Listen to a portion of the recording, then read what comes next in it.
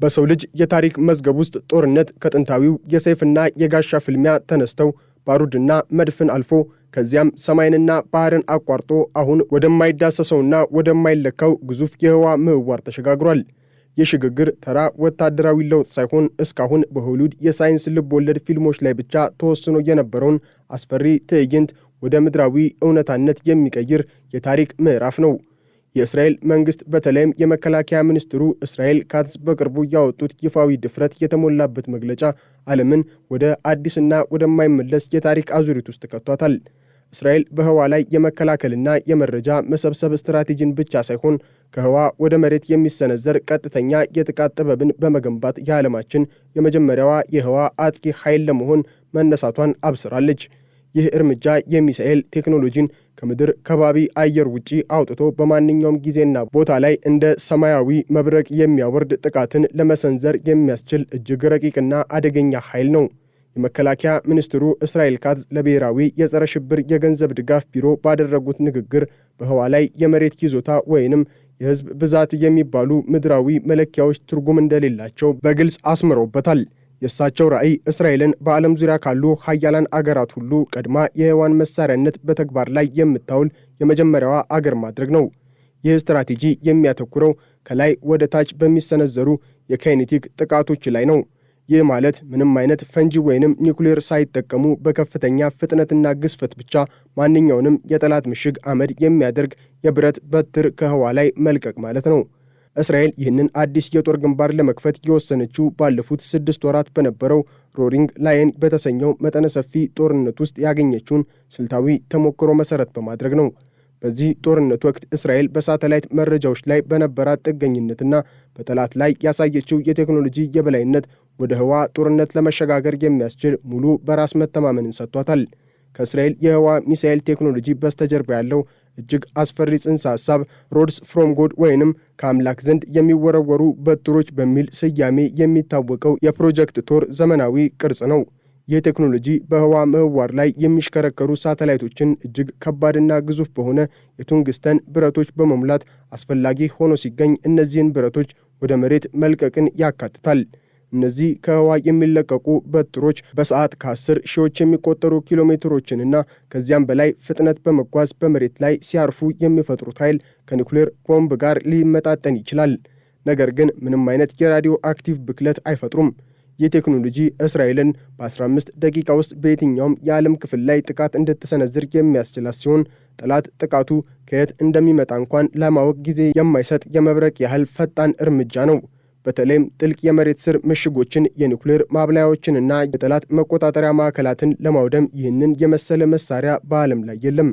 እስራኤል ለዚህ ታላቅ የህዋ ጦርነት ዝግጅቷ በታሪኳ ታይቶ የማይታወቅ እጅግ ግዙፍ በጀት መድባለች። በመጪው 10 ዓመታት ውስጥም ወደ 16 ቢሊዮን የሚጠጋ የእስራኤል ገንዘብ ወይንም ወደ 5.4 ቢሊዮን ዶላር በጀት ለህዋ ጦርነት ብቻ እንዲውል ታቅዷል። ይህ ገንዘብ እስራኤል የራሷን የሳተላይት ኮንስቴሌሽን እንድትገነባ፣ ሳተላይቶቿን ከጠላት የሳይበርና የወታደራዊ ጥቃት የምትከላከልበትን መሳሪያ እንድታመርትና ከሁሉም በላይ ደግሞ ከህዋ ወደ መሬት የሚተኮሱ የሚሳኤል ስርዓቶችን እንድታበለጽግ ይረዳታል። እስራኤል ይህንን የምታደርገው በአሜሪካ ወይንም በሌሎች አጋሮች ላይ ያላትን ወታደራዊ ጥገኝነት ሙሉ በሙሉ ለመቀነስና የራሷን የምህዋር ሉዓላዊነት ለማወጅ ነው። የሀገሪቱ የመከላከያ ኢንዱስትሪዎች በተለይም ማፋት የተሰኘው የምርምርና ልማት ዳይሬክቶሬት ከእስራኤል የመከላከያ ሰራዊት ወይንም IDF ጋር በመሆን ሌትና ቀን በዚህ ፕሮጀክት ላይ እየሰሩ ይገኛሉ። በዚህ የህዋ ጦርነት ውስጥ ሌላው ወሳኝ ክፍል የእስራኤል የኦፌክ ሳተላይት ስብስብ ነው። በተለይም ኦፌክ 13 እና ኦፌክ 19 የተሰኙት ሳተላይቶች በዓለም ላይ ካሉ እጅግ ዘመናዊ ሳተላይቶች ተርታ ይመደባሉ። እነዚህ ሳተላይቶች በተለመደው የካሜራ ምስል ብቻ ሳይሆን በራዳር ቴክኖሎጂ የታጠቁ በመሆናቸው በከባድ ዳመና፣ በጭጋግ፣ በአሸዋ አውሎ ነፋስና በድቅድቅ ጨለማ ውስጥ አልፈው የጠላትን እንቅስቃሴ ቁልጭ አድርገው የማሳየት አቅም አላቸው።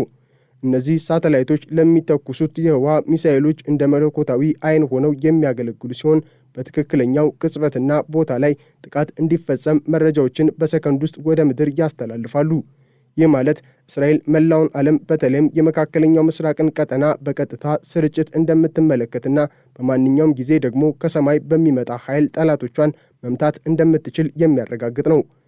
ይህ የእስራኤል የህዋ ጦርነት እንቅስቃሴ በዓለም አቀፍ ደረጃ ትልቅ ስጋትንና ድንጋጤን ፈጥሯል። እስካሁን ህዋ ለሰላማዊ ሳይንሳዊ ምርምር፣ ለኮሚኒኬሽንና ለዓለም አቀፍ ትብብር ብቻ ይውል የነበረ ቢሆንም እስራኤል ግን የህዋ የታንክ መዋጊያ ሜዳነት እየቀየረችው መሆኑን ፕሮፌሰር ዳን ብሉምበርግን የመሰሉ ምሁራን ይናገራሉ። ይህ እርምጃ በዓለም ዙሪያ አዲስ የህዋ ጦርነት መሳሪያ እሽቅድድም እንዲጀመር ያደርጋል። አሜሪካ፣ ቻይና፣ ሩሲያና ህንድ ቀደም ብለው በህዋ ላይ አንዳንድ እንቅስቃሴዎችን ቢጀምሩም እስራኤል ግን የመጀመሪያው አጥቂ ለመሆን መነሳቷ በጂኦፖለቲካው ረገድ ትልቅ ለውጥ ያመጣል። ይህ ማለት የብሔራዊ ድንበር የሚባለው ጽንሰ ሐሳብ ትርጉም ያጣል። ምክንያቱም ከህዋ የሚመጣን ጥቃት ለመከላከል አሁን ያለው የመሬት ላይ መከላከያ ስርዓት በቂ ስላልሆነ ነው። እስራኤል በምድር ላይ ያላት አነስተኛ የቆዳ ስፋት በህዋ ላይ ለምታደርገው ጦርነት ምንም አይነት እንቅፋት አይሆንባትም። በስትራቴጂካዊ ረገድ እስራኤል ከህዋ የምትሰነዝረው ጥቃት አገሪቱን ከመካከለኛው ምስራቅ ባለፈ ዓለም አቀፋዊ ተጽዕኖ ፈጣሪ ያደርጋታል። የአገሪቱ የመከላከያ ሚኒስቴር እንዳሉት ህዋ ላይ ለሚደረግ ጦርነት የህዝብ ብዛትም ሆነ የመሬት ስፋት ፋይዳ የለውም። ይህ ማለት እስራኤል በቆዳ ስፋቷ አነስተኛ ብትሆንም በህዋ ላይ ግን ግዙፍ ግዛት ያላትና ማንኛውንም አገር በቁጥጥሯ ስር መዋል የምትችል ሀያል ትሆናለች። ይህ የምህዋር የበላይነት እስራኤልን ከታሪካዊ ጠላቶቿ የሚመጣባትን ማንኛውንም ስጋት ገና ሳይወለድ በህዋ ላይ እንድታመክነው ያስችላታል። የጠላት ሚሳኤሎች ከምድር ሳይነሱ በህዋ ላይ ካሉ የእስራኤል ሚሳኤሎች በሚሰነዘር ጥቃት ሊወድሙ ይችላሉ። እስራኤል ቀደም ሲል በአሮ ስሪ ስርዓት አማካኝነት ሚሳኤሎችን በህዋ ላይ የማክሸፍ አቅም እንዳላት አሳይታለች። አሁን ግን ያንን አቅም ወደ አጥቂነት በመቀየር ላይ ትገኛለች። ይህ የእስራኤል የህዋ ሚሳኤል ግንባታ በቴክኖሎጂ ረገድም እጅግ አስቸጋሪና ውስብስብ የሆኑ ፈተናዎችን የያዘ ነው።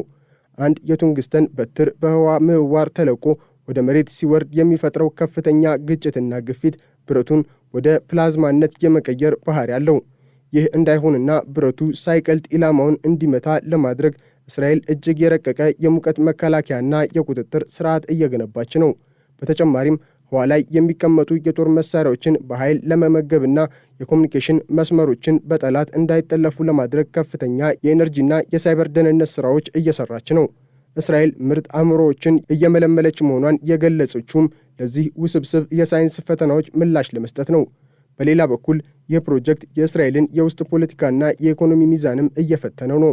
የመከላከያ ሚኒስቴር ለዚህ ፕሮጀክት የጠየቀው ግዙፍ በጀት በፋይናንስ ሚኒስቴር ዘንድ ጥያቄዎችን አስነስቷል። ሆኖም የጠቅላይ ሚኒስትር ቤንያሚን ኔታንያሁ መንግስት ለደህንነት ቅድሚያ የሚሰጥ በመሆኑ በጀቱ እንደሚፈቀድ ይጠበቃል። እስራኤል ይህንን ፕሮጀክት ስትጀምር ለዓለም አቀፍ ሕግጋትና ለሳይንሳዊ ትብብሮች ያላትን ታማኝነት ጥያቄ ውስጥ እየከተተች መሆኑም ይነገራል።